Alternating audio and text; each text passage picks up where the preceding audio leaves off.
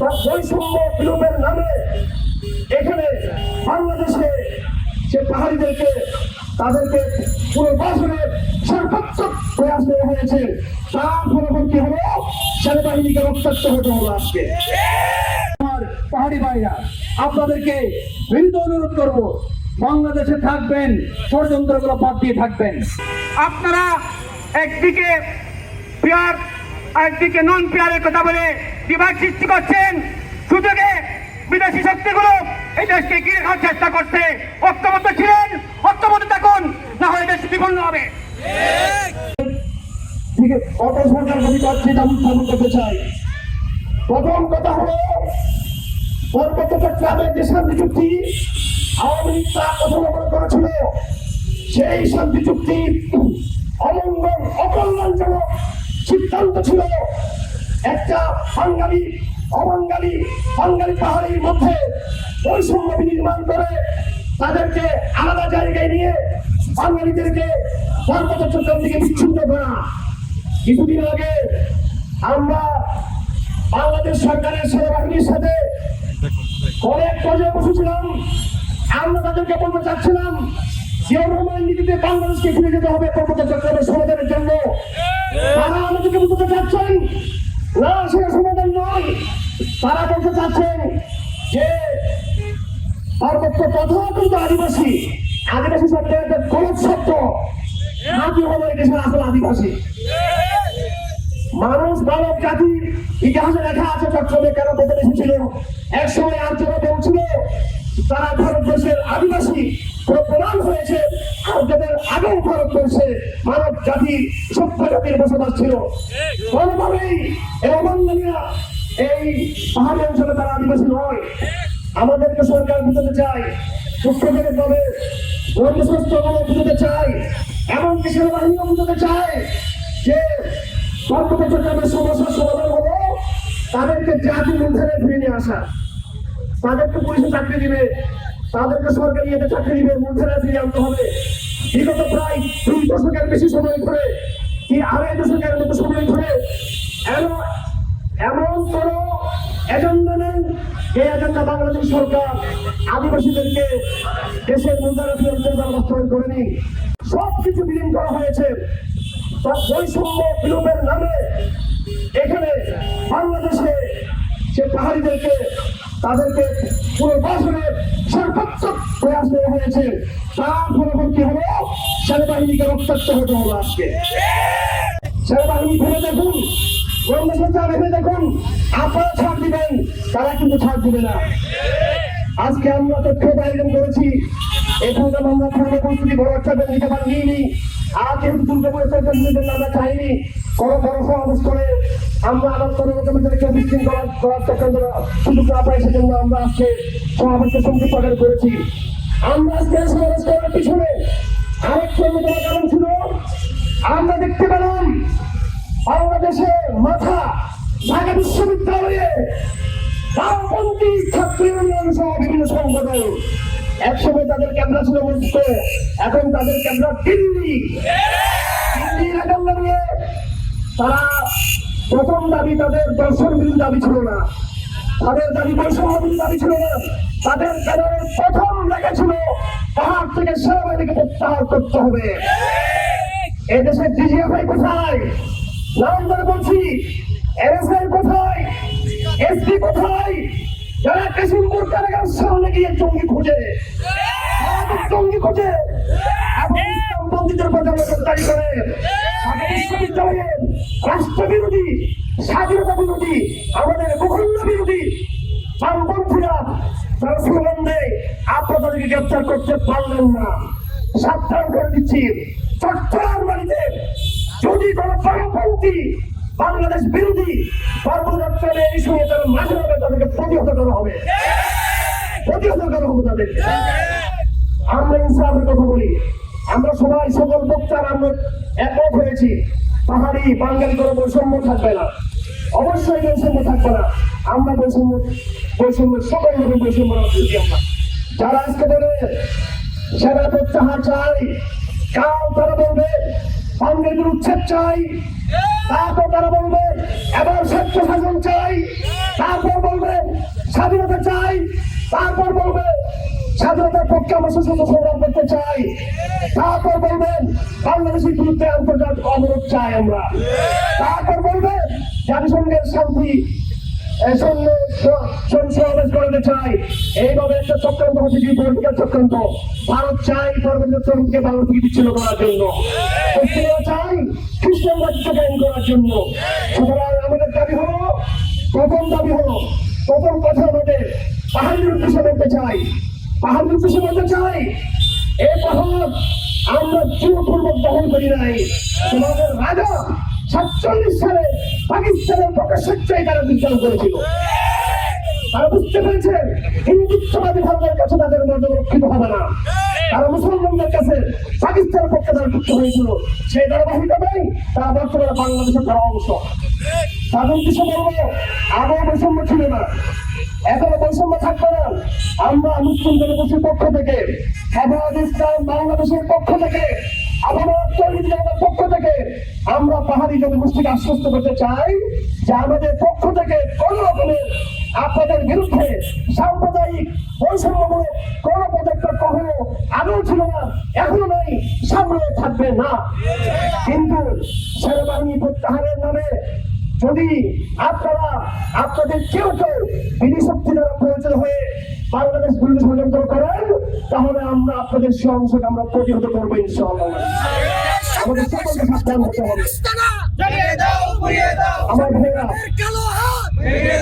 এই ফর্মুলা ব্যক্ত হয়েছে, তাদেরকে মূলধারে ফিরিয়ে এনে যা করবেন এই ফর্মুলা ব্যক্ত হয়েছে।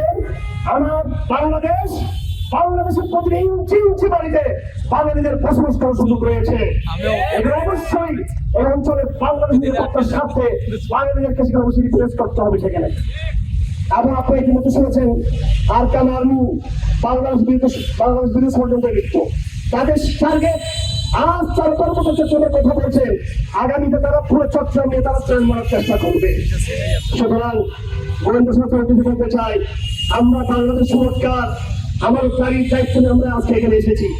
আমরা বাংলাদেশ সম্পর্ক শক্তি সাবধান করে দিতে চাই বামপন্থীদেরকে। তোমাদের এক সময় সমাজতন্ত্রের সূত্র দেখেছিলাম, মস্কোকে ক্যাবলা বানিয়েছ, দিল্লিকে ক্যাবলা বানিয়ে বাংলাদেশকে দ্বিখণ্ডিত করা, ইসলামকে বাংলাদেশ থেকে ভিন্ন করা, তোমাদের সকল চক্রান্তের তার ভাগে পক্ষে আমরা সংযুক্ত প্রস্তুতি আমরা আগামীতে সর্বোচ্চ চরমে এই চক্রান্ত ধারাবাহিক যে চক্রান্ত চলছে, সেই ধারাবাহিক চক্রান্তের বিরুদ্ধে বিভিন্ন সময়ে ঢাকায় চট্টগ্রামে আমাদের বিভিন্ন আরো বৃহত্তর কর্মসূচি আমরা শুরু করবো। আপনারা এই কর্মসূচিগুলোতে শুধু আপনারা অংশগ্রহণ করবেন এই আহ্বান রেখে আমার বক্তব্য আমি এখানে শেষ করছি। সকলকে ধন্যবাদ। সম্মানিত বৃন্দ যারা এখানে এসেছেন, আমাদের সম্মানিত পিঠি হাদিসের ভাষায় এই চোখগুলো আল্লাহ তাআলা পছন্দ করেছেন। স্বতন্ত্র প্রহরী বিজিবির গায়ে আপনি হাত তুলেছেন, আপনি জেনে রাখুন আপনার চেয়ে 100 গুণ বেশি, আপনার চেয়ে 1000 গুণ বেশি 1971-এর শক্তি ছাড়ছিল পাকিস্তান বাহিনী, ওদেরকে আমরা বাংলাদেশ থেকে তাড়িয়েছি। আমার পাহাড়ি ভাইরা, আপনাদেরকে বিনীত অনুরোধ করবো, বাংলাদেশে থাকবেন, ষড়যন্ত্রগুলো বাদ দিয়ে থাকবেন। আমার যারা সরকার আছেন ওনারা অনেক সময় সরকার থাকেন, অনেক কিছু দেখেন না, অনেক কিছু চুপ থাকি, তো ওনারা মনে হয় অন্ধ। আজ থেকে সুগভীর ষড়যন্ত্র পার্বত্য অঞ্চলে চলছে। আমি একটা ছোট্ট জরিপের সংখ্যা বললে আপনার সবাই হাত তুলবেন। এই বান্দরবন কথা ছিল উপজাতিদের এলাকা, 2010 সালের জরিপ অনুযায়ী দেখা যাচ্ছে মুসলমানের সংখ্যা কত জানেন? 14,000 মাত্র। আর খ্রিস্টানদের সংখ্যা কত? 1,03,000-এর বেশি। এখানে কথা ছিল উপজাতিরা থাকবে, চাকমা মন্ডারা থাকবে, বৌদ্ধরা থাকবে, কিন্তু কেন খ্রিস্টান এত 7 গুণ ভাবে বৃদ্ধি পেয়েছে আমরা জানি না। আপনি সুগভীর ষড়যন্ত্র এটা যদি এখনই না থামান, তাহলে তারা তাদের প্রচলিত, তাদের ঘোষিত জুমলেন এই পার্বত্য চট্টগ্রামের সাথে লাগু মিজোরাম, ইন্ডিয়াতে হিন্দু নাগরিক, হিন্দু সংখ্যা বেশি হলো। এই মিজোরামে দেখা যাচ্ছে 87% খ্রিস্টান, 87% খ্রিস্টান অধ্যুষিত মিজোরামের সাথে সংযুক্ত এই পার্বত্য চট্টগ্রামকে নিয়ে তারা অচিরেই জুমল্যান্ড তারা ঘোষণা করতে যাচ্ছে। ইতিমধ্যে তারা পতাকাও বানিয়ে ফেলেছে, আর আমরা বসে বসে ঘুমাচ্ছি। আমাদের রাজনৈতিক দলগুলো আমি বিনীতভাবে অনুরোধ করবো দেশের সার্বভৌমত্বের স্বার্থে দেশ রক্ষার স্বার্থে আজ আপনারা এই বিষয়ে এক হন। আমরা কেন যেন আমার সুশীল ভাইদেরকে একটু জিজ্ঞাসা করবো, আপনারা তো দর্শনীয় মামলা করেন, পার্বত্য চট্টগ্রামে অস্ত্র নিয়ে যে তারা হাঁটে, এর বিরুদ্ধে একটা মিছিল বের করতে আপনাদেরকে দেখি না। আপনারা আপনাদের এই সুশীলগিরি যদি চালু রাখেন, স্পষ্ট দেখা গিয়েছে রাষ্ট্রদ্রোহী যে শাস্তি তারা পাচ্ছে, সে রাষ্ট্রদ্রোহী একই শাস্তি তো আপনারা পাবেন। সরকারের কাছে আমি কিন্তু অনুরোধ করবো, আগামী দিনে কোন সুশীল যদি এই রাষ্ট্রদ্রোহীদের পক্ষে কোনো মিছিল বের করে, সাথে সাথে রাষ্ট্রদ্রোহী মামলা তাদেরকে অ্যারেস্ট করা হোক। এগুলো সুশীল আমাদের দরকার নাই। সেনাবাহিনীকে আমরা জানিয়ে রাখতে চাই, আমাদের সম্মানিত সেনাবাহিনী বিজিবি আপনাদের গায়ে হাত দিয়ে মানে আমাদের গায়ে আগুন ধরেছে। আপনারা জেনে রাখুন, নিশ্চিত জেনে রাখুন, বাংলাদেশ সেনাবাহিনী এবং অতন্ত্র প্রহরী বিজিবি আপনাদের সাথে পুরো বাংলাদেশ আছে কিনা? যে কোনো মুহূর্তে যে কোনো ডাকে আমরা পার্বত্য চট্টগ্রামে ঝাঁপিয়ে পড়বো ইনশাআল্লাহ। আমি সর্বশেষে শহীদ প্রেসিডেন্ট জিয়া রহমানের যে নীতি, সেই নীতি দ্রুত বাস্তবায়ন করে পার্বত্য চট্টগ্রামে এসএ সমাধানের এখান থেকে দাবি জানাচ্ছি। ধন্যবাদ সবাইকে। السلام عليكم ورحمة الله وبركاته. الحمد لله وكفى وسلام على عباده الذين اصطفى أما بعد. أعوذ بالله من الشيطان الرجيم. بسم الله الرحمن الرحيم. إن الأرض يرثها عبادي الصالحون. সংগ্রামী জনতা, ওলামা জনতা ঐক্য পরিষদ কর্তৃক আয়োজিত আজকের এই সমাবেশের সম্মানিত সভাপতি, প্রধান অতিথি, আইনজীবী এবং বিজ্ঞ রাজনীতিবিদ সহ উপস্থিত সংগ্রামী জনতা, আপনারা জানেন বর্তমানে আমাদের দেশ একটা সংকটময় সময় পার করছে। একদিক থেকে পলাতক ফ্যাসিস্ট সরকার তাদের দুর্নীতির কোটি কোটি টাকা বিতরণ করছে দেশকে অস্থিতিশীল করার জন্য। অপরদিকে জাতীয় সংঘে চলছে অধিবেশন, পার্শ্ববর্তী রাষ্ট্র উঠে পড়ে লেগেছে দেশকে গিলে খাওয়ার জন্য। আর আমার দেশে রাজনীতির কারণে বর্তমান রাজনৈতিক দলগুলো ভোটের আশায়, সংখ্যালঘুর ভোটের আশায় মুখে রুমাল দিয়েছে, কিছু বলতে পারছে না। এই সংকটময় সময়কে বেছে নিয়েছে এই দেশের বিরুদ্ধে যারা 71 পর থেকে এই আমাদের ভূস্বর্গ পার্বত্য চট্টগ্রামকে ঘিরে খাওয়ার তারা তৎপর হয়ে উঠেছে।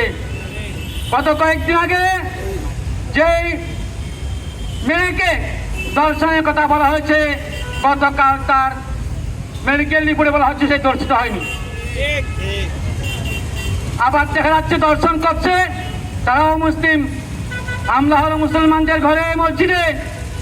এটা কিসে ডাল মে কুছ কালা হয়, এখানে বুঝতে হবে অন্য কিছু আছে এখানে। এই দেশের বর্তমান সবচেয়ে বৈষম্যের শিকার এই দেশের সাধারণ জনগণ। বলে কেন? পার্বত্য অঞ্চল, সেখানে আমাদের অনেক সম্পদ রয়েছে, তাই বলে কি দেশের সাধারণ মানুষ, সমতলের মানুষ যে পরিমাণ ট্যাক্স দেয়, সেই পরিমাণ ট্যাক্স কি পাহাড়িরা দেয়? সমতলের মানুষ, ব্যবসায়ীরা ট্যাক্স দেয়। দেখেন বৈষম্য কিভাবে শান্তি চুক্তির মাধ্যমে চুক্তি হয়েছে।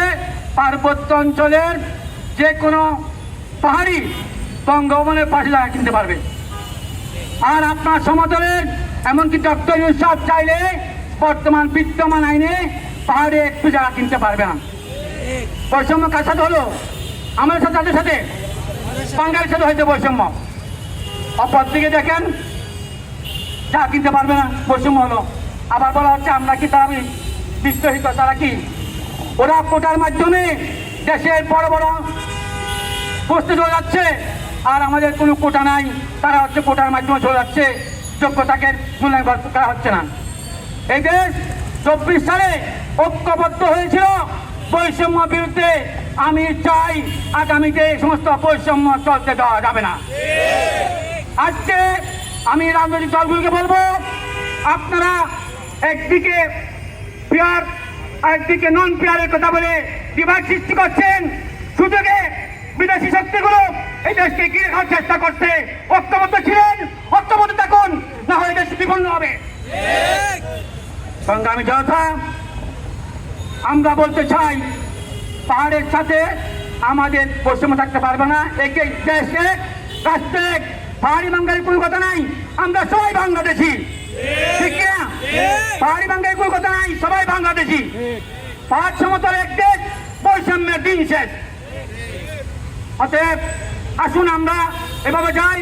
আমি ইন্টারিম গভর্নরকে বলবো, যদি আপনি মনে করেন পাহাড়ের শান্তি শৃঙ্খলা রক্ষা করতে, শান্তি ফিরিয়ে আনতে আমাদের আর্মির জনবল কম, তাহলে ঘোষণা দিন রাষ্ট্রীয়ভাবে আর্মির মাধ্যমে যে আমার পার্বত্য চট্টগ্রামে শান্তি বজায় রাখার জন্য আমার অতিরিক্ত সৈন্যের দরকার আছে। এই দেশের লাখো যুবক তাদের নাম লিখাবে, সৈন্যবাহিনীতে যোগ দিয়ে তারা পাহাড়ে শান্তি রক্ষা করবে ইনশাআল্লাহ। কাজে আছেন? আমরা যদি সরকার চাপবে, যদি আমরা এই দেশের, কারণ আল্লাহ বলেছেন আল জমিনের মালিক আল্লাহ, আসমান মালিক আল্লাহ। আল্লাহ বলছেন ইন্নাল আরদা ইয়ারিসুহা ইবাদিয়াস সালিহুন, এই ভূমির ওয়ারিস হচ্ছে নেককাররা, কলিমাপন্থীরা, ইমানদাররা। অতএব এই দেশের মুসলমানদের 1 ইঞ্চি ভূমিও আমরা কাউকে এখানে হত্যা করার সুযোগ দেব না। এই দেশের প্রতিটি ইঞ্চি মাটির হেফাজত করা আমাদের ইমান দায়িত্ব। অতএব আমাদের যুব সমাজ আর্মির সাথে কাঁধে কাঁধ মিলিয়ে প্রয়োজনে কি তাদের সাথে কি শান্তি রক্ষার চেষ্টা করবে। এ বলে আমি আমার ইন্ডিয়ান সরকারকে বলতে চাই, আপনারা সরকার হচ্ছেন এনজিও সরকার, তাই বিদেশে গেছেন, জাতীয় সংঘকে মানবাধিকার নামে এসব কাজ করছেন। গতকালকে ফিলিস্তিনে গাজায় ইহুদি কর্তৃক, রাষ্ট্র কর্তৃক নির্যাতন করা হয়েছে গাদা ছাড়ার জন্য। ওখানে মানবাধিকার না আছে? মানবাধিকার ছিল। এখানে দেখেন মানবাধিকার কি মানবের ক্ষতি হয়েছে তাদের, তা তো বেশি পেয়েছে। কোটার মাধ্যমে চাকরি পেয়েছে, কোটার মাধ্যমে শিক্ষা পড়ার সুযোগ পেয়েছে, কোটার মাধ্যমে চা কিনতেছে সমতল আছে, আবার তারপরে কি নির্যাতিত হচ্ছে। এগুলো সবগুলো বুয়া কথা, সমস্ত বুয়া কথা কান দিবেন না। দেশ এক, জনগণ এক, সংবিধান এক, পাহাড়ি বাঙালির কোনো কথা নাই, সবাই বাংলাদেশে আমরা, এবং একাশের কোনো বৈষম্য চলতে দেওয়া যাবে না। এই কথা বলে আগামীতে সারা থাকার জন্য পাশাপাশি একটা কথা বলি, এই দেশের কোম্পানির মধ্যে কিছু মানুষ ভিতরে থেকে এদেশে বিশৃঙ্খল চেষ্টা করছে। গত বৃহস্পতিবারে কুড়িগ্রামে 2 জন মেয়ে ইসলাম গ্রহণ করছে, তারা এফিডেভিট করেছে, ঘোষণা দিয়েছে। তারপরে একটা বাড়িতে তাই একটি পুলিশ হানা দিয়েছে এদেরকে নিয়ে, হিন্দুদেরকে নিয়ে। এগুলো কিসের বৈষম্য? এদেশে দাওয়াতে কাজ করার প্রতিবন্ধী আছে, খ্রিস্টান বানাচ্ছে লক্ষ লক্ষ লক্ষ, কোনো আপত্তি নাই। মুসলমান হয়ে আপনাদের আপত্তি হয়, এই সমস্ত বৈষম্য দূর করুন।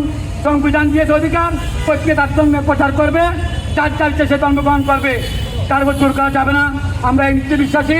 আসুন আমরা এই দেশ রক্ষা করি, এই দেশের প্রতিটি ইঞ্চি মাটি হেফাজত করা আমাদের ইমান দায়িত্ব। আর আমাদের সবাইকে তৌফিক দান করুক। আসসালামু আলাইকুম রহমতুল্লাহ।